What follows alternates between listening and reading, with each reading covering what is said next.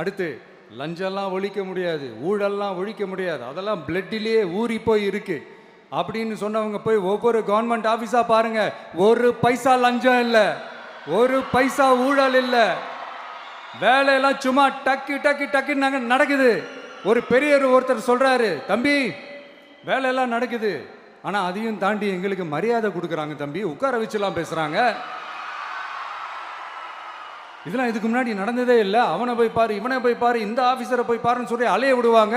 இப்போ லஞ்சம் இல்லை, ஊழல் இல்லை, வேலையெல்லாம் உடனே நடக்குது. மக்கள் அப்படி ஒரு பெருமூச்சு ஒன்று விடுறாங்க.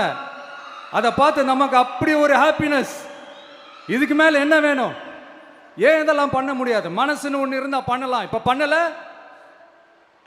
வரப்போற அறிஞர் அண்ணா அவர்களுடைய பிறந்த நாளில் உங்க அண்ணனுடைய அரசுல தாய் மாமன் தங்க மோதிர திட்டம் அறிவிக்கப்படும். இதெல்லாம் கேட்டாங்களே, வாக்குறுதி கொடுத்தீங்களே, என்னாச்சு என்னாச்சுன்னு. இந்த தீய சக்தி மாதிரி ரீல் தாய் மாமன்லாம் கிடையாது, ரியல் தாய் மாமன். எப்படி ரியல் தாய் மாமன்.